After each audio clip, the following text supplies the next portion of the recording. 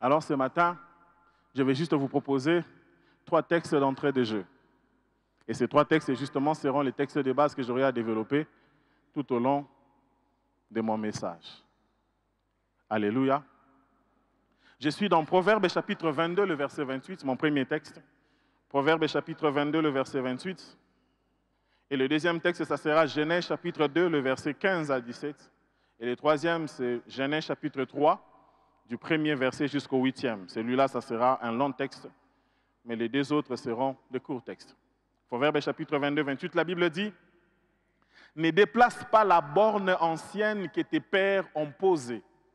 Ne déplace pas la borne ancienne que tes pères ont posée. » Merci aux médias de nous avoir donné la belle illustration de ce qu'est la borne déjà, avant que je n'entre dans les définitions.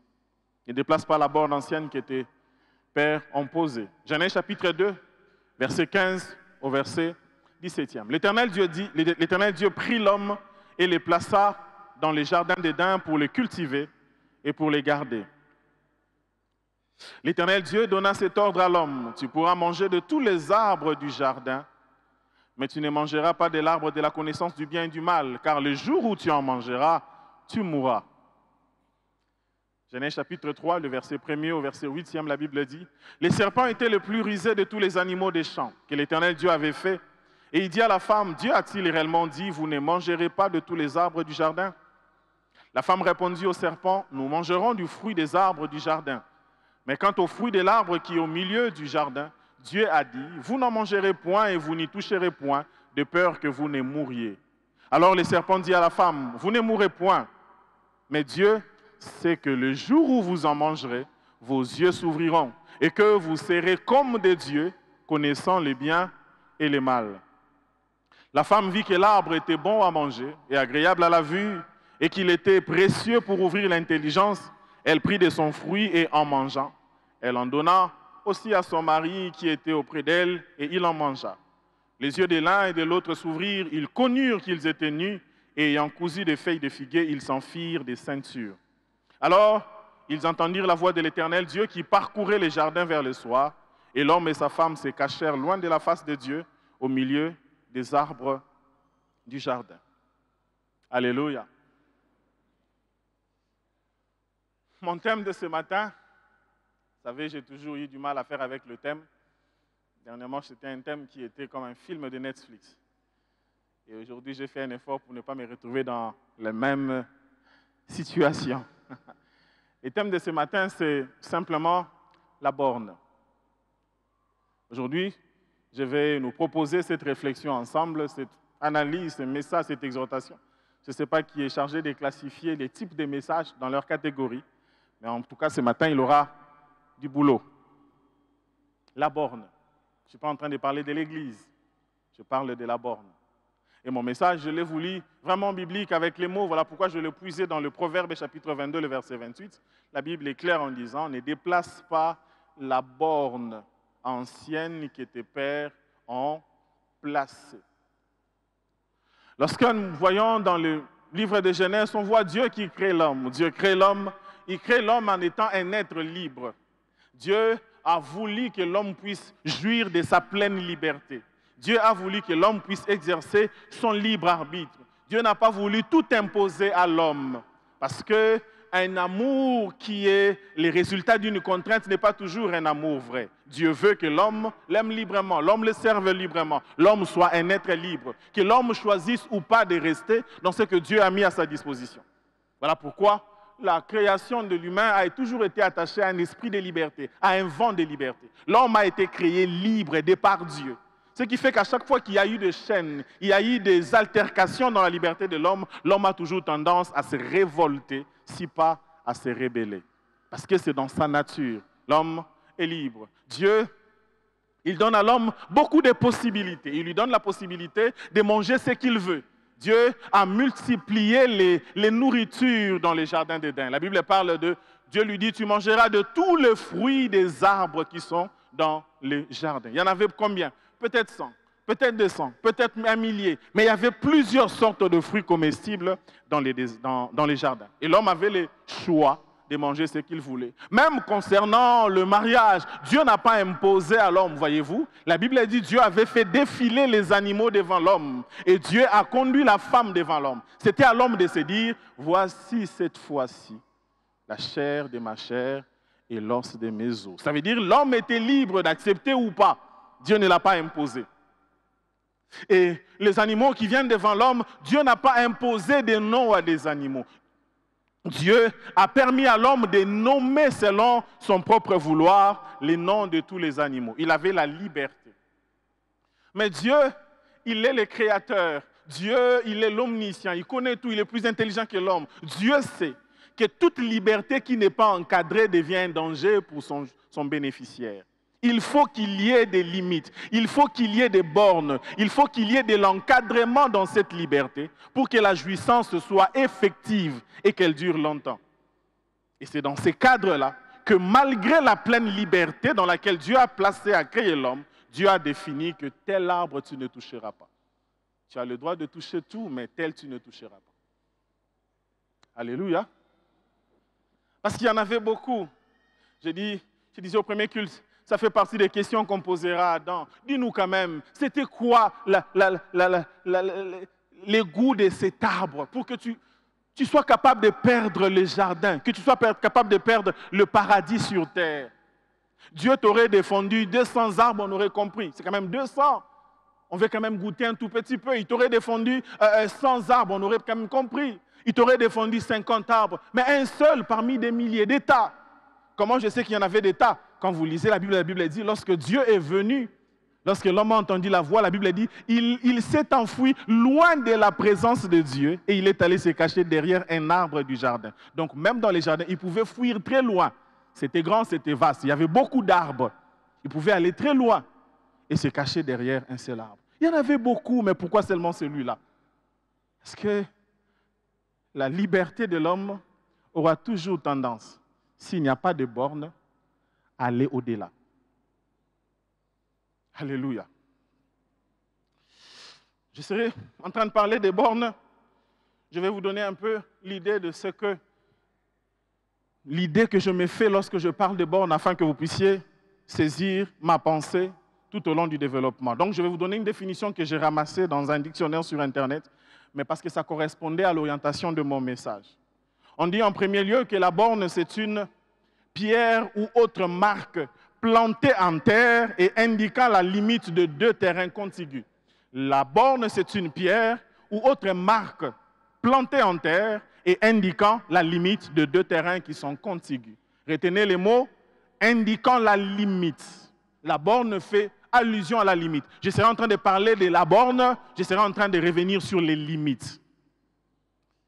Alors, cette autre définition spécifique à ceux qui sont dans le domaine de la construction, de l'architecture et autres, on dit elliptiquement, la borne, c'est un bloc de pierre destiné à protéger les angles de porte cochères, les angles de porte des édifices. La borne, ce sont des limites, mais la borne, c'est également des mesures de sécurité. Les bornes ne limitent pas seulement, mais elles sécurisent également. La borne, c'est un appareil faisant saillie et aisément repérable. Ici, allusion est faite beaucoup plus à ce qu'on appelle les bornes incendie. Les bornes incendie dans des villes qui sont hautement urbanisées. Lorsque les pompiers vont pour chasser, pour éteindre le feu, ils n'auront pas toujours suffisamment la quantité d'eau requise. La quantité d'eau requise pour éteindre un feu. Arrivés sur les lieux, ils auront vidé leur citerne, le feu ne se serait pas encore éteint, donc ils vont connecter leur tuyau à une borne incendie qui canalise de l'eau. Voilà, les bornes sont là, les bornes incendie. Elles vont canaliser, elles vont recueillir de l'eau là pour aller éteindre le feu. Et chez nous, on a toujours l'habitude de nous moquer de nos sapeurs-pompiers lorsque les véhicules anti-incendie passent. Parce qu'on sait que quand ils vont arriver là-bas, ils vont faire recours à des seaux, à des bidons, à des cantines et tout. Mais que voulez-vous, il n'y a pas de borne incendie. Ils ne peuvent pas amener la quantité d'eau suffisante pour éteindre le feu. Ils ne connaissent même pas l'intensité de la flamme. Ils y vont avec ce qu'ils ont. Les bornes Incendie servait justement ça. Mais le mot que moi je retiens pendant mon développement ici, c'est que les bornes sont justement ces dispositifs qui doivent être aisément repérables. On doit les repérer, on doit le voir. Enfin, lorsque je parle des bornes, les bornes, elles sont considérées comme, ce sont des limites considérées comme normales, des limites considérées comme acceptables. Ça veut dire ce qui répond à la norme, ce qui reste dans la normale, ce qui reste acceptable. On a l'habitude de dire cette expression, en tout cas, là tu commences à déborder. Ça veut dire là ce n'est plus acceptable, là ça va au-delà des bornes. Dans les bornes, ça veut dire dans la limite de ce qui est acceptable. Lorsque je serai en train de parler des bornes, pensez à ça également. Pensez que le pasteur, en parlant de bornes, il parle de ce qui est normal, de ce qui répond à la norme, de ce qui répond aux standards autorisés. Alléluia. Alors, dans ces pratiquement quatre grandes définitions que j'ai, les mots que je citais, que je vais revenir sur ça, c'est que ce sont des limites.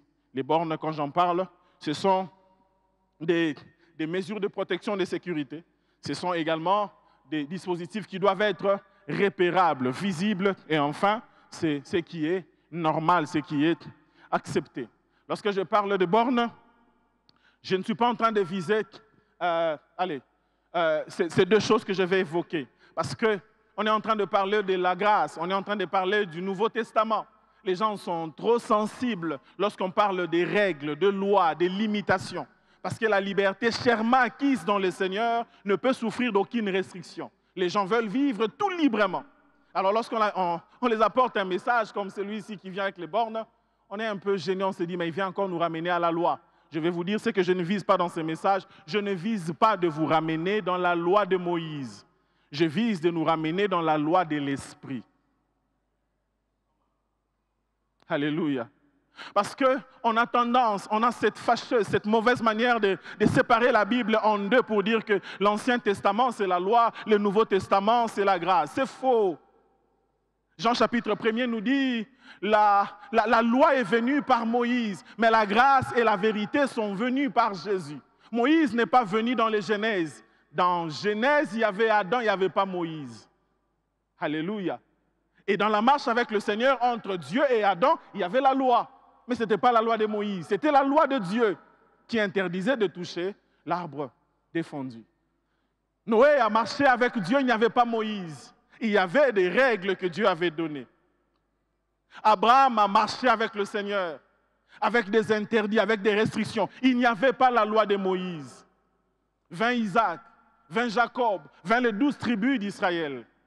Vint Joseph qui est allé en Égypte. Mais ils avaient des règles qu'ils observaient. Comment je le sais? Parce qu'ils étaient différenciables avec les autres peuples. On savait reconnaître les Hébreux, pas seulement par rapport à leur morphologie, mais à leur mode de vie.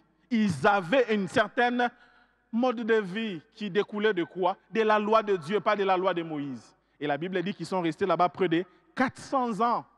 Vous imaginez? 400 ans, Moïse n'était pas là. Moïse est venu bien plus loin. Alors l'Ancien Testament, ce n'est pas totalement la loi de Moïse. Moïse a sa partie. Et il y a une autre partie où il y a simplement la loi de l'Esprit. Alléluia. Dans le Nouveau Testament, il n'y a pas que la grâce. Il y a des gens qui ont vécu sous la loi. La Bible dit de Jésus qui a été consacré dans le temple selon la loi de Moïse. Donc la grâce ne commence pas dans Matthieu chapitre 1er. Alléluia. Je nous parle de la loi de l'Esprit qui est très important dans la marche avec le Seigneur. Il a toujours insisté que les gens se comportent en se conformant à ces lois-là. Je ne vise pas ici à restreindre la liberté en Christ, mais à avertir face au risque du libertinage que le monde nous propose. Il y a liberté d'un côté, il y a libertinage de l'autre. Et les chrétiens ont le choix à faire. La Bible nous démontre que la liberté de Dieu est toujours accompagnée des restrictions, des règles, des lois, des bornes. Mais le libertinage n'en a aucune en termes de loi, n'en a aucune en termes de bornes. Elle se permet tout. La Bible dit dans Galates chapitre 5, le verset 13, l'apôtre Paul, s'adressant aux Galates, il dit Oui, mes frères, c'est avec une pleine liberté que vous avez été appelés. Une pleine liberté. Mais cela ne signifie pas qu'il faille en abuser et laisser libre cours à vos instincts. Que votre liberté ne serve pas de prétexte pour vivre comme des hommes livrés à eux-mêmes et pour assouvir vos convoitises. Qu'au contraire, l'amour vous incite à vous rendre serviteurs les uns les autres. La version parole vivante, justement, c'est celle que j'ai préférée parce qu'elle parle de la liberté, mais elle vous dit également qu'elle ne doit pas être une licence pour vivre, pour vous livrer à vos instincts. Et quand vous lisez ce passage dans la version Louis II, c'est encore terrible. Louis II, l'apôtre Paul le dit, vous avez été appelés à une pleine liberté en Christ, mais vers la fin, il dit, cette liberté, par amour, doit vous amener à vivre dans l'esclavage, les uns les autres. Il dit, dans un même verset, vous êtes libres, et il vous appelle à être esclaves. Contradiction? Non. Contraste simplement. Parce que la vérité, c'est qu'on ne peut pas être libre de tout. On aura toujours des limites. Alléluia. J'étais en train de dire que cette liberté, Dieu nous l'accorde parce que la liberté, elle sécurise ce que Dieu nous a donné. Ce que Dieu nous donne n'a pas pour vocation de s'effriter, de disparaître et d'être détruit dans les années, dans les mois qui viennent. Dieu ne nous bénit pas juste pour une génération. Dieu ne nous bénit pas juste pour 4, 5, 6 ans. Dieu nous bénit pour que sa bénédiction demeure, qu'elle grandisse, qu'elle se développe et qu'elle porte des racines. Je disais à ma femme, je ne veux pas que mes enfants grandissent comme moi j'ai grandi. J'ai grandi comment? Quand j'ai grandi, pasteur David, c'est là que je vais apprendre que mon père, il y a un moment, il était riche. Mais moi, j'avais 12 ans, 13 ans. Papa me l'a dit, mbongo. Je n'ai jamais vu. On ne m'a jamais raccompagné à l'école par une voiture. Il dit, il était un grand homme. Non, je n'ai jamais vu ça. Et j'ai dit à ma femme, Dieu nous a fait grâce d'avoir une petite première voiture. Je ne veux pas que mes enfants, en ayant 16 ans, 17 ans, qui disent, ah, notre papa, il avait la voiture. Hein. Mais maintenant, vous faites quoi? Non, t'as tracé. Et béba, non. Quand Dieu vous donne, c'est pour que vos enfants bénéficient de ça. Quand Dieu vous donne, c'est pour que les enfants de vos enfants puissent hériter cela. La Bible est claire à ses propos. Le juste laisse un héritage pour les enfants de ses enfants. C'est ça la bénédiction de Dieu. Dieu ne vous donne pas les choses des Chinois qui vont durer pendant 10 ans, 15 ans, 20 ans, et puis ça devient dans les annales de l'histoire. La bénédiction de Dieu n'est pas la part des mouvanciers de Mobutu, Papa Rigo. On est avec eux aujourd'hui à écrire les demandes d'emploi, mais lorsqu'ils vous donnent l'histoire de leur père, notre père avec Mobutu, il était. Notre père à l'époque, il faisait. Notre époque à l'époque, notre père à l'époque. Mais maintenant là, nous qui l'avons à la racard. Je refuse que ce soit ton partage au nom de Jésus. Je prie que ce que Dieu t'a donné, tu puisses les garder. Je prie que ce que Dieu t'a donné, tu puisses les développer. Je prie que ce que Dieu t'a donné, tes enfants, leurs enfants puissent retrouver cela. Je prie que ce dans quoi Dieu t'a délivré, que tes enfants ne reviennent plus dans ça au nom de Jésus.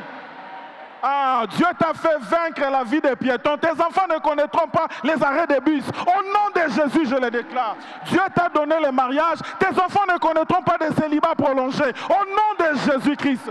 Dieu t'a fait monter dans des avions. Tes enfants ne seront pas compliqués devant les ambassades. Pour eux, ça sera le quotidien de tous les jours. Au nom de Jésus. Vous savez pourquoi? Parce que dans ce que Dieu nous donne, il y a un peu de lui dedans. Il y a un peu de sa nature. Dieu est éternel.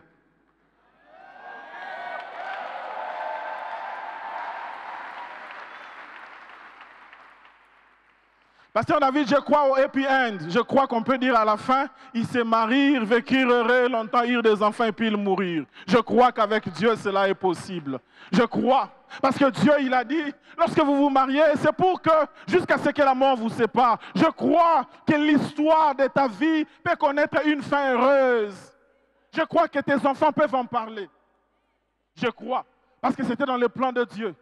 Ce n'était pas dans le plan de Dieu que Adam perd si rapidement l'héritage du jardin d'Éden.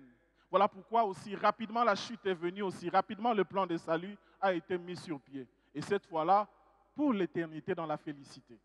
Parce que c'est ce que Dieu nous donne. Mais ça se conserve dans le borne. Ça se conserve dans l'observance des lois de Dieu. Ça se conserve dans dans la liberté de Dieu, dans la liberté restrictive de Dieu.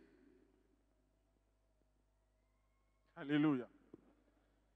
La liberté et non le libertinage.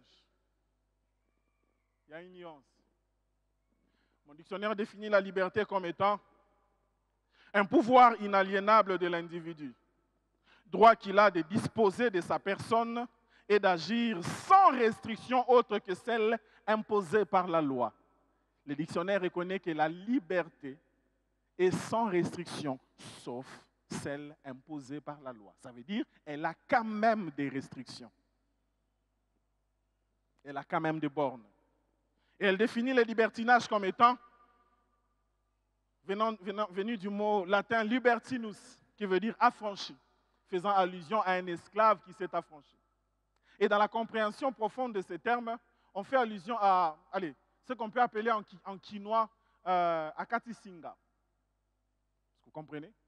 C'est-à-dire que moi, Akati Singa, il a été affranchi. Ça va être terrible. Le libertinage, c'est un refus des contraintes. C'est un esprit de totale indépendance. C'est un non-conformisme. C'est un dérèglement dans le mœurs, dans la conduite, en particulier sexuelle. Les adeptes du mouvement de libertinage, on les appelle les libertins. Et les libertins ont essentiellement ces deux choses dans lesquelles on peut les reconnaître. Les libertins ont pour but de provoquer.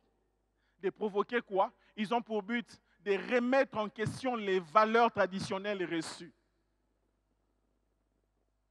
Ils ont pour but de tout questionner et de tout remettre en cause.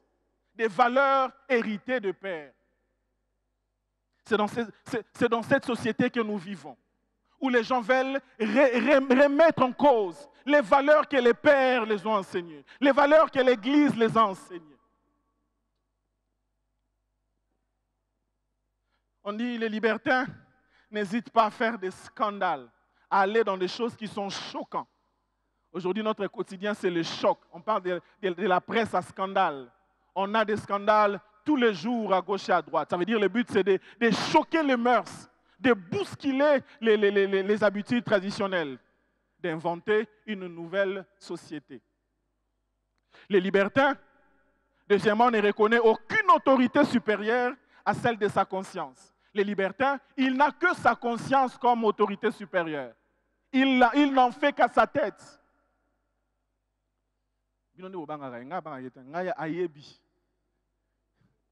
Vous entendez ça parler.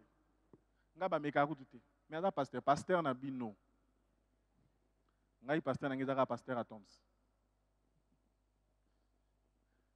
On en trouve à l'église. Les gens sont libertins. Mais on nous enseigne que c'est un mouvement qui a commencé depuis un moment. Je vais donner un petit moment de documentaire. Je prie que quelqu'un ne dorme pas. C'est un mouvement qui a commencé, qui avait pour but justement d'établir le libertinage comme principe de vie. Et ce mouvement, il a commencé aux États-Unis vers la fin des années 50, qu'on appelait les baby boomers. N'écrivez pas, ne retenez pas, retenez ce que je vais dire après. Les baby boomers, c'est justement cette génération d'après la Deuxième Guerre mondiale. Parce que c'est après ça que les États-Unis ont connu un grand boom économique. Ils ont grandi avec une cuillère d'or dans la bouche. Mais à la fin, ils ont commencé à se rebeller contre leur père en disant que si ce qu'ils nous disaient était né, ils ne nous auraient pas conduits dans les chaos de la Deuxième Guerre mondiale. Et donc, il fallait renverser toutes les valeurs qu'ils nous ont enseignées autrefois. Et donc, c'était des petits, des jeunes, des gamins qui ont commencé à n'en faire qu'à leur tête, à refuser de recevoir les conseils de la part des aînés. Et vers les années 68, en France, on parle d'un mouvement qu'on en parle encore aujourd'hui, on parle du mouvement des mai 68, une forme de révolution dans la société française, une forme de rébellion de la jeunesse montante. Les adolescents, les jeunes qui accédaient à l'université nouvellement, ils ont commencé à se manifester, à faire des grèves même à l'université, à casser tout dans leur rue. Pourquoi? Parce qu'ils voulaient recréer un autre monde, parce que les aînés les avaient déçus. Et dans ce nouveau monde, il fallait établir de nouvelles lois, de nouvelles règles, de nouvelles bornes. En fait, il ne fallait même pas créer de nouvelles lois. Il fallait casser les lois. Et ce mouvement avait principalement 4 slogans ou 4 principes que je vais citer rapidement. Le premier dans ce mouvement, on disait, il n'y a plus un, mais de nombreux modes de vie. C'est ici qu'a commencé cette affaire de tout chemin mène à Rome. Il n'y a plus un seul mode de vie. Il faut suivre l'exemple de votre père, il faut suivre l'exemple de vos pasteurs, il faut suivre... Non, nous on peut inventer notre propre voie. On peut le faire à notre manière. Pourquoi seulement aller épouser une femme alors que je peux épouser un homme? On dit, aucun mode de vie n'est condamnable. Acceptez les miens, j'accepterai les vôtres. Faites ce qui vous plaît et moi je ferai ce qui me plaît. Il faut laisser chacun agir à sa guise. Il existe quantité de voies et toutes sont bonnes. Rien n'est mal. Les péchés n'existent plus. Le sexe, c'est comme on veut et avec qui on veut. L'obscénité est un art. Vivez et laissez vivre. C'est ça le principe avec cette nouvelle génération. Vivez et laissez vivre. L'obscénité, ce n'est pas un péché, c'est juste un nouvel art. D'où la prolifération de la pornographie et tous les travers qui vont avec. Mais parce que ce monde, c'est le monde de... Il y a plusieurs modes de vie. J'ai ma vie, toi tu as ta vie. Accepte ma façon de vivre, j'accepterai la tienne. Ne condamne pas ma manière de vivre. Pourquoi? Parce que j'ai opté pour ça. Et c'est suffisant. Deuxième principe avec ce mouvement, chacun a le droit de vivre selon les critères qu'il a lui-même établis, qu'il a lui-même fixés. L'individualisme devint un principe dominant.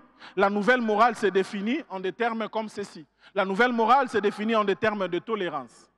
C'est des très beaux mots, mais qui véhiculent un venin pour l'extinction de la société et de la race humaine. La tolérance, la diversité et le déni du jugement. Il faut être tolérant. Tolérant à quoi? Au penchant des autres. Demain, nous avons réunion de couple à l'église. Pasteur Chilo vient avec maman Sarah, il faut l'accepter, il faut être tolérant. Papa Gigi vient avec maman Grace, il faut être tolérant. Mais si le frère Henri vient avec le frère Papi, il faut aussi être tolérant. C'est votre vie. Et acceptez la mienne. Le déni de jugement, ne jugez point. Et les chrétiens qui sont aussi tombés avec beaucoup de doses de naïveté dans ça, ils ont remarqué que dans la Bible, il y a aussi le terme, l'expression ne jugez point. Donc, il ne faut pas juger la vie des autres. Ne me juge pas. Vous serez étonnés. Vous allez me voir au ciel un jour. Continuez, c'est ma vie. Non, n'est pas sans tout bassin. Frère, on va te juger. La mesure existe. On va te juger, ma soeur. La Bible a déjà dit, dehors les débauchés, dehors les impudiques, dehors les manchons, les menteurs et tous ceux qui pratiquent ces choses. Dehors! On ne sera pas surpris à te voir au ciel. C'est toi qui seras surpris à nous voir au ciel. Comme l'homme riche qui était surpris de voir Lazare de l'autre côté. Ne jugez point. Et quatrièmement, pour ce mouvement, c'était, le maître mot, c'est, il est désormais interdit d'interdire. Il est interdit d'interdire. Puisqu'il n'y a plus de loi, puisqu'il n'y a plus de bornes, puisqu'il n'y a plus de limites, il est interdit d'interdire. Vous n'avez plus le droit d'interdire quelqu'un de faire ce qu'il veut. Quelqu'un se regarde dans le miroir et puis se dit, j'ai toujours eu des tendances un peu féminines. J'aime mettre la robe de ma mère, j'aime mettre le maquillage. Et puis il en parle à son ami, il lui dit, ben, c'est ton penchant, cède à ça, ce n'est pas un problème. Et lorsqu'il cède à ça, il dit, je suis un peu comme une femme dans le corps d'un homme. Et la société s'organise pour lui donner un statut, pour organiser la transition, pour faire son coming out. Et lorsqu'il vient, ce n'est plus tonton Alain, mais c'est tantine Aline. Alléluia. Il est désormais interdit d'interdire. C'est ça le maître mot.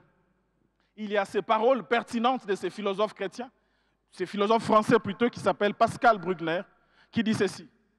Il dit, mai 68, c'est l'acte d'émancipation de l'individu. Émancipé de quoi? On ne veut pas vous dire. Émancipé de Dieu. Émancipé de la parole de Dieu. L'homme s'est libéré de Dieu et de ses principes. Mai 68, c'est l'acte d'émancipation de l'individu qui sape la morale collective. Désormais, on n'a plus d'ordre à recevoir de personne, ni de l'Église, ni de l'armée, ni de la bourgeoisie, ni du parti. Et puisque l'individu est libre, il n'a plus d'autres obstacles face à son désir que lui-même. Vivre sans temps mort, jouir sans entrave, c'est la merveilleuse promesse d'un nouveau monde. Alléluia. C'est ça le nouveau monde qu'on nous a créé et c'est ça le nouveau monde dans lequel nous nous retrouvons. Un monde sans barrières, un monde sans règles, un monde sans bornes, un monde où l'homme est Dieu. Mais ça, pour les chrétiens avertis, ce n'est pas quelque chose de nouveau. La Bible nous a prévenus dans 2 Timothée chapitre 3, le verset 4. De Timothée chapitre 3, le verset 4, l'apôtre Paul, il dit à son fils, il dit, dans les derniers jours, les gens seront rebelles, les gens vont s'opposer à leurs parents, les gens vont aimer les plaisirs plus que Dieu, les gens vont se faire des choses pour se plaire eux-mêmes. Il n'y aura plus de place pour les lois de Dieu dans les derniers temps. Les gens vont vouloir les libertinages. Les gens vont vouloir casser toutes les bornes qui existent. Ils vont vouloir les démolir les unes après les autres. Aujourd'hui, on cherche encore les dernières bornes qui existent. Vous savez, les dernières bornes qui existent, c'est encore le fait de dire que le mariage est une institution de Dieu. Le Seigneur m'a fait grâce. Dernièrement, j'étais dans un pays étranger développé. J'ai parlé avec une jeune sœur célibataire du mariage. Et je lui dis, bon, tu sais, chez nous, le mariage, c'est comme ça. Et puis la femme devait être soumise. Et puis, quoi? C'est comme si elle voulait me dire, vous vivez dans quel siècle? Vous vivez dans quelle époque? Il dit, non, chez moi, ça ne marche pas comme ça. Et chez nous, ça ne marche pas comme ça. Il dit, jamais je peux épouser dans quelqu'un de chez vous. Parce que chez moi, il y a l'égalité hommes et femmes. On est tous égaux. Là, la femme et l'homme, dans le mariage, moi, je serai en train de cuisiner quand j'ai le temps. Et lui, il cuisinera quand il a le temps. Et quand personne n'a le temps, ça sera le restaurant. Mais personne n'aura la responsabilité de faire ça. Vous me trouvez drôle, mais là-bas, c'est moi qui ai été trouvé drôle. On casse ça comme ça. Alors que les règles ont été établies par Dieu. L'homme est le chef de la femme. Sia! Chef où? C'est des choses pour lesquelles on n'est peut-être pas suffisamment exposé à ça aujourd'hui. Mais c'est à la porte. C'est à nos portes. Et c'est de manière très subtile que c'est en train de nous atteindre. Regardez nos jeunes sœurs aujourd'hui. La compréhension du mariage est totalement à la novelas, totalement à la Netflix. Rien à voir avec la Bible. Parce qu'il faut casser cela. Et comme si ça ne suffisait pas, il faut déformer l'union conjugale. À un moment donné, on voulait donner la forme de ce qu'on appelait l'union libre, mais ça ne suffisait toujours pas. Il fallait maintenant les unions hétéro. Beaucoup de choses. Beaucoup de choses. Parce que l'homme veut détruire les limites afin de vivre aisément sa liberté. Or, la liberté sans restriction, ce n'est qu'une destruction.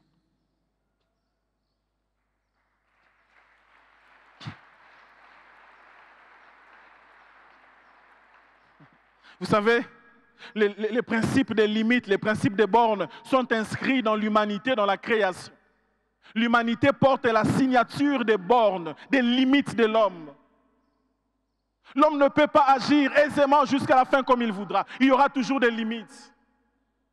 Même lorsque j'apprécie les plats peuvent être beaux, parce que je vais manger, mais à un certain moment, mon estomac me dira, je ne peux plus prendre.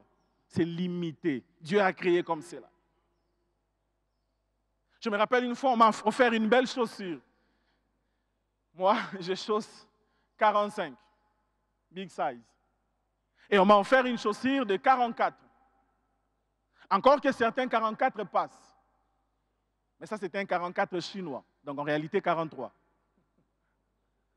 Et donc, quand j'ai mis ma jambe, mon pied là-dedans, ça faisait un peu mal. Mais la chaussure était très belle. Et les gens qui étaient autour de moi m'ont encouragé. Non, non, non, il faut fungwa malatakaka. Et j'ai marché. Il faut fungwa ma. Si on a l'indiga abino, au lieu de sapoter fungwa ma, le colonangande fungwa ma. Et donc, j'ai remis la chaussure. Parce que Il ne faut pas déborder. Il y a des limites dans la nature que Dieu a établies. Il n'y a pas la liberté à tout faire. À un certain moment, on sera toujours limité. Cette fausse liberté qu'on nous vend n'existe pas. Le cœur ne peut aimer qu'une seule personne. Un homme pour une femme. Les restes, c'est de la farce.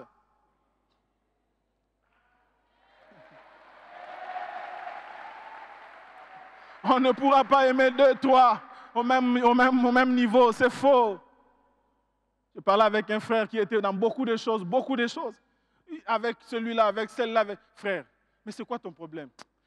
Frère, Pona. Vous savez, les gens comme ça, il fait l'image de sérieux, mais pour sauter à Tolaï. Il dit, pasteur, en tout cas, c'est plus fort que moi, pasteur. Nalingi Bangombale, aventurier, escroc, fakwa, voleur. La Bible dit, soit il aimera l'un et il haïra l'autre. On ne pourra pas s'attacher à deux au même moment. Ça fait partie des bornes établies par Dieu. Dans la nature, il est question de la borne, partout à tous les niveaux. Il faut les observer, parce que Dieu les a établis. Mais le monde que nous avons aujourd'hui est devenu chasseur des bornes divines. Dans tous les secteurs de la vie. On veut les démolir et on veut les raser, on veut les faire disparaître. Allez dans les pays occidentaux. Je vous ai dit des choses ici qui vous étonnent, mais là-bas c'est moi qui étais étonnant. Pourquoi? Parce qu'il y a des gens qui s'étaient engagés à détruire les bornes, à les enlever, à les ôter et à bâtir quelque chose d'après. De telle sorte que ceux qui sont venus après, ils trouvent que c'est normal. Ça n'a pas toujours été normal. Mais les gens ont fait un travail méticuleux. Ils ont fait un travail de titans pour faire en sorte que l'anormal devienne normal. Ce qui était anormal devienne la norme. D'une certaine manière, ils ont réussi. Alléluia. Et les chrétiens ne doivent pas suivre ça. Ils doivent justement se conformer, à croire qu'il y a des limites qu'il faille observer, qu'il y a des bornes. Vous savez, le monde aujourd'hui, je vous ai dit, le monde est à la recherche des bornes. Et même dans les slogans qu'on a aujourd'hui ces derniers temps, vous savez, non? Toute ta bordure. Il est question de, elles sont où les bornes, les bordures? Poussez-les encore, poussez-les. Le monde est en train de détruire tout ce qu'il y a de sacré, tout ce qu'il y a d'odorable. Les respects n'existent plus. Papa n'est plus papa, il est poro. Il n'y a aucun respect à donner. Pasteur David, les gens m'appellent pasteur. Tu sens que c'est... En fait, quand vous dites pasteur, hein, c'est comme si ça vous impose une attitude. Ça vous impose une certaine éthique. Ah, pasteur, comment ça va? Mais comme on ne veut pas avoir, on ne veut plus avoir ça. Ah, pasteur Ndeni. Non, c'est en Angleterre. En fait, les Arabes olongoli un mot chepe. Mais en réalité, on no master, c'est pasteur. On veut juste détruire l'image de l'autorité qui peut encore exister. L'image de tout ce qui rappelle à la règle qui peut encore exister. On veut la raser à tous les niveaux. Parce que cette génération, c'est la génération des banana.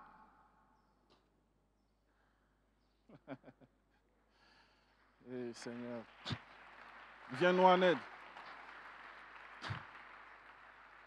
Je vais finir par ces deux points. Je vais vous dire qui doivent placer des bornes. Et enfin, je vais dire pourquoi on doit placer les bornes. Je disais, dans ce monde, les gens veulent enlever les bornes. Ils veulent détruire les bornes. Mais il y a des gens qui doivent rester gardiens de bornes. Des gens qui doivent travailler pour que ces bornes-là puissent exister. Pour que ce qu'on appelle le vieux monde-là puisse être suivi. Pour que ce qu'on appelle le vieux livre soit toujours d'actualité. Pour qu'elle inspire encore la marche aujourd'hui. Qui place les bornes? En premier lieu, c'est Dieu qui place les bornes. Dieu place les bornes. Psaume chapitre 74, le verset 17, le psalmiste dit, il dit, c'est toi qui as créé toute l'humanité, toute la terre, et tu as fixé les limites de toute la terre. C'est Dieu qui fixe les limites de toute la terre. Dieu a placé les bornes. Vous voulez vivre heureux dans votre mariage, il y a des bornes que Dieu a tracées. Observez-les. vous aurez de l'harmonie. Marie, aime ta femme. Lorsqu'on aime, on ne tabasse pas. Lorsqu'on aime, on n'humilie pas. Lorsqu'on aime, on n'écrase pas, on ne tyrannise pas. Lorsqu'on aime, on chérit, on prend soin. Lorsqu'on aime, on aime vraiment. La position du chef de l'homme dans le mariage, ce n'est pas la position du tyran vis-à-vis de ses sujets, mais d'un chef qui protège et qui sécurise. La borne est à ce niveau-là. Est-ce que vous l'avez observé? Lorsque vous êtes fâché, la femme devient le sac de boxe. Vous n'avez pas observé les bornes. Et aujourd'hui, le mariage n'est plus un havre de paix, mais c'est devenu un lieu de conciliabule à tout le moment. L'homme ne sait pas rentrer à la maison parce qu'il n'y trouvera pas la joie. Tu n'as pas semé la joie, pourquoi tu veux l'accueillir? La borne dans le mariage existe. La borne existe dans la politique. Dieu veut que les hommes puissent, ceux qui dirigent, puissent travailler pour la population et non contre la population. Jésus a répondu à toutes les questions. Et même Jean-Baptiste a répondu à toutes les questions. Quand on lui posait, et nous les militaires, ne prenez pas l'argent des gens. Ne menacez pas les gens avec votre position. Ne prenez pas ce qui n'est pas à vous. Contentez-vous de votre solde de prier Dieu. Et nous les collecteurs d'impôts, ramenez à la caisse ce qui revient à la caisse. Contentez-vous de votre solde. Les bornes existent. C'est la justice qui élève une nation. Dieu a établi ça comme cela. Lorsque la justice est corrompue, n'attendez pas voir la nation s'élever. Pourquoi? Parce que dans cette nation, on n'observe pas les bornes placées par Dieu. Dieu a placé les bornes à tous les niveaux afin de garantir la jouissance de sa créature. On veut aller au-delà. Quelqu'un disait, ça fait 7 jours, il n'y a pas de nouvelles de corruption ou de détournement. Quelle prouesse! Il a écrit ça sur Internet. Et quelqu'un d'autre, juste après, il écrit, il dit, j'ai confiance en nos politiciens. Donnez-leur un peu de temps, ils vont récupérer. Ça sera 110 millions de détournements. Ils vont récupérer la semaine qui est passée. Les bornes, elles sont établies par Dieu. Elles sont inscrites non pas dans des lois humaines, elles sont ici. Elles répondent à tout. Les bornes sont ici. Lisez, observez. Lisez, confirmez-vous ça. Elles sont là. Ce livre n'est pas dépassé. Les hommes veulent l'enterrer. Ce livre, il va les enterrer.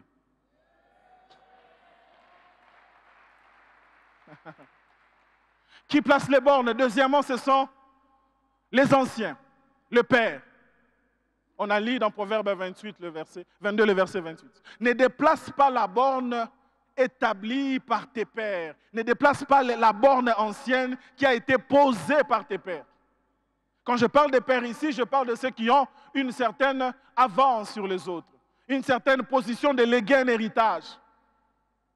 Les anciens ont la responsabilité de placer des bornes pour que ceux qui viennent après puissent s'y conformer, qu'ils marchent dans la clarté des bornes qui ont été établies.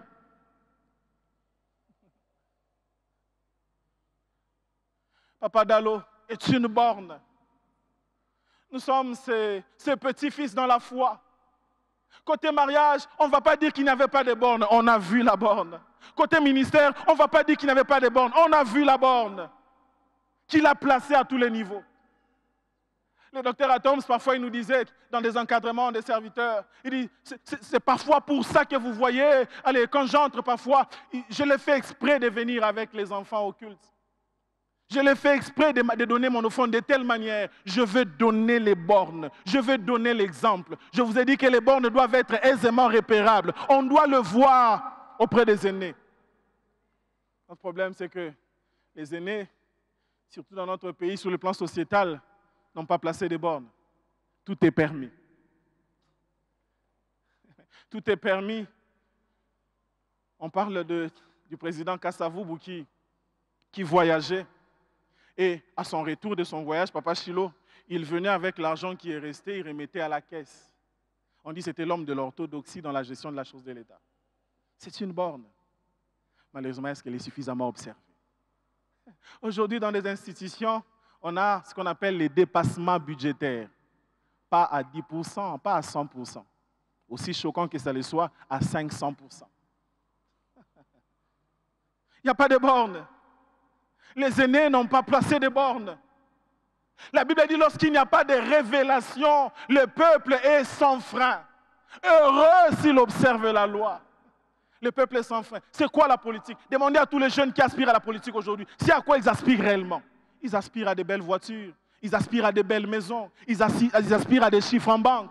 Très peu aspirent à l'amélioration des conditions de vie dans lesquelles nous sommes. Nous sommes dans des conditions déplorables, frères. Très peu aspirent à ça. Pourquoi? On a vu les aînés le faire. Je disais au premier culte, on voit des gens, lorsqu'ils sont nommés, ils font la fête, ils sont saupoudrés. Vous fêtez quoi? Dans un pays comme le nôtre, on te nomme ministre de la Santé. Dans un pays où les gens n'ont pas accès aux soins de santé. Dans un pays où la moustique tue les gens. Où la malaria tue plus que d'autres maladies. Où les gens vivent dans l'insalubrité. Où les médecins... Et on te nomme ministre et tu mets la poudre sur la tête. Non, tu dois t'enfermer 3 jours, méditer, réfléchir, penser, monter, souffrir.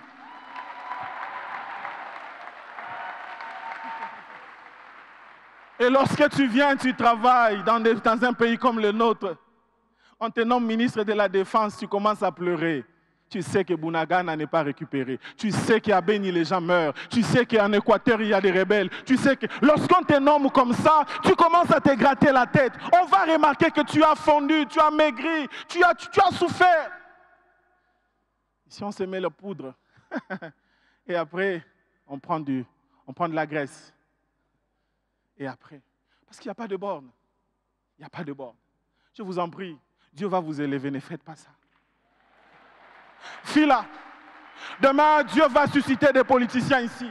Dieu va susciter des ministres, je le crois. Dieu va susciter des députés. Dieu va susciter des hommes politiques ici. S'il vous plaît, quand nous irons là-bas, faisons la différence.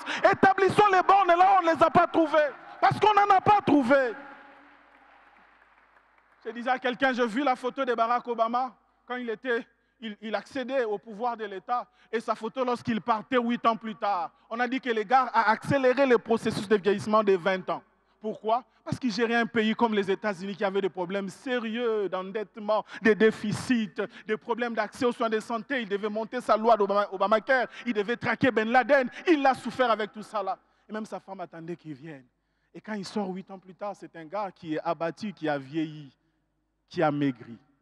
J'ai vu au Congo, on a nommé quelqu'un de 74 ans. 6 mois après, il a rajeuni de 20 ans.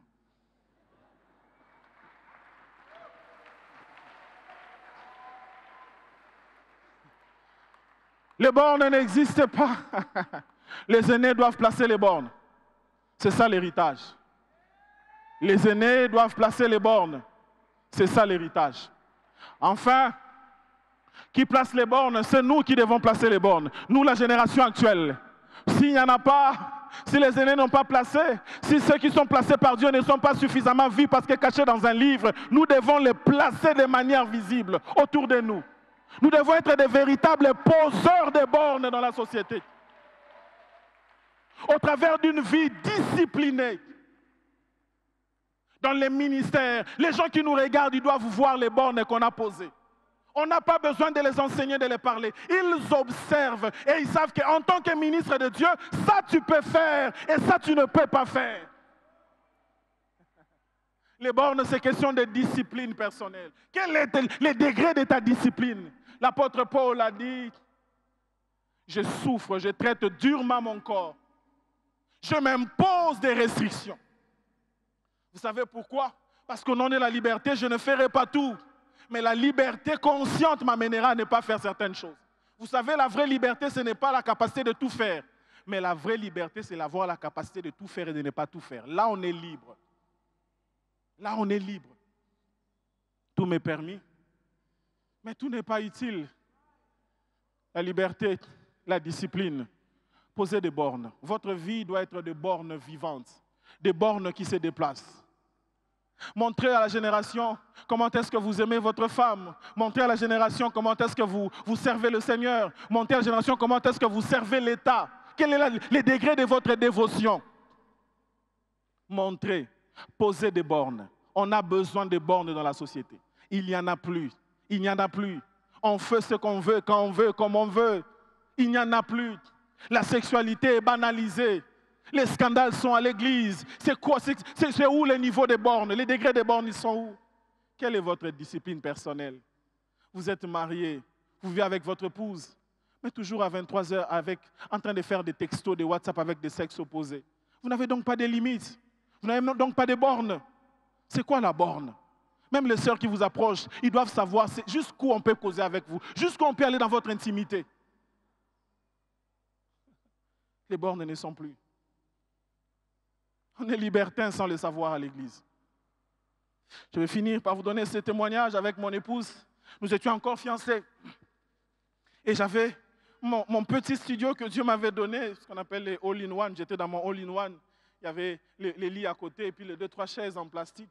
Et elle venait me voir avec ses amis. Et puis à un moment donné, ses amis disent, mais c'est quand même gênant qu'on vienne voir ton fiancé et puis qu'on voit les habits, les cinglés, tout ça là, accrochés au niveau des porte-manteaux. Est-ce qu'il ne peut pas, ne serait-ce avec des triplex comme les gens font actuellement? J'ai dit non, je ne veux pas faire ça. Parce que je ne veux pas me créer ma zone d'intimité quand je suis avec toi. Tu es humaine et je suis humain. Tu as des faiblesses, j'ai des faiblesses. Je ne veux pas. Parce qu'il y aura un moment où je te demanderai ton corps. Et je saurai que la porte de la maison est fermée, la porte de la chambre est fermée. Quel que soit ce qui viendrait, on sera en train de faire ce qu'on va faire. Et donc, c'est en raison de ça que je ne le ferai pas jusqu'à ce que je t'ai épousé. Elle est là, elle sait que je fais ça quand on s'est mariés. On s'est mariés dans la même maison et je n'avais pas le moyen. Donc, du coup, j'ai fait les triplex. Parce qu'à partir de ce moment-là, je pouvais consommer mon épouse. C'est ma borne que moi, je me suis établie. Quelle est la borne que vous vous êtes établie? Quelle est la borne qui est à votre niveau? Jusqu'où le corps devient vol? Quelle est la borne que vous vous êtes établie? Jusqu'où votre colère peut vous emporter? Quelle est la borne que vous vous êtes établie? C'est à nous de placer les bornes. Lorsqu'on est en colère et que les enfants voient qu'on est en colère et puis ils voient que papa se fâche, ils rentrent dans la chambre et quelques minutes après, maman la suit dans la chambre. Ils discutent comme des grandes personnes, des adultes. Et au bout de 30 minutes, 1 heure, ils sortent tous souriants. L'enfant sait. Même quand je me fâcherai, papa a défini les bornes. Je ne lèverai jamais la main sur ma mère. On va résoudre ça dans la discussion. Quelles sont les bornes que vous avez établies? On est sans bornes. Et sans bornes, la liberté devient un mouroir des grâces que Dieu avait données. Ce que Dieu avait donné avait pour vocation de durer éternellement, jusqu'à ce que tu meurs et que tu laisses ça. Ça n'existe plus. La paix n'existe plus, la joie n'existe plus. Même le bonheur qu'on était en train de savourer s'est estompé tout d'un coup. Pourquoi? Parce qu'on n'a pas observé les bornes. On n'a pas établi les bornes. Enfin, j'ai dit pourquoi on va établir les bornes. Je vais juste lire ce passage avec le média. On va clôturer. Ésaïe chapitre 63, versets 17 à 19. Ésaïe chapitre 63, versets 17 à 19. Le prophète dit ceci. Pourquoi, ô Éternel, nous fais-tu errer loin de tes voies? Et endurcis-tu nos cœurs contre ta crainte? Reviens pour l'amour de tes serviteurs, des tribus de ton héritage. Il dit, ton peuple saint n'a possédé le pays que très peu de temps. La jouissance était censée durer longtemps, mais ton peuple saint ne l'a possédé que très peu de temps. On n'a pas joui suffisamment dans ça. Nos ennemis ont foulé ton sanctuaire. Pourquoi? Il dit parce que depuis longtemps, nous sommes comme un peuple qui n'est pas gouverné par toi. Nous sommes comme un peuple dont la conduite n'est pas régulée par tes principes. Nous sommes un peuple dont la marche n'est pas encadrée par tes lois. On a voulu être totalement libre. Mais regarde là où la liberté nous a amenés. On a voulu faire ce qu'on voulait. Regarde là où ça nous a amenés. Parce qu'on voulait avoir des comptes à rendre à personne. On ne voulait n'être redevable à personne. Même pas à Dieu. Et voir là où ça nous a amenés aujourd'hui. Aujourd'hui, nous n'avons joui que très peu de temps. Très peu de temps. Ce matin, Dieu veut que nous puissions jouir de ce qu'il dispose entre nos mains avec le temps que lui-même il a défini. Je vais prier avec la première catégorie des personnes. Lorsque tu te regardes, tu te dis, ça n'aurait pas dû être court comme ça. Ça n'aurait pas dû tourner en vinaigre de sitôt. Je n'aurais pas dû les perdre de sitôt. Quelque part, je reconnais d'avoir fauté, d'avoir débordé. Ce matin, je vais repartir avec Dieu pour que Dieu restaure. Si tu es là, lève-toi avec moi, je vais prier avec toi. Ce matin, je prends l'engagement de ne plus aller au-delà des bornes que Dieu a établies. Si tu es là, rapidement tu vas t'élever et nous allons prier ensemble avec toi.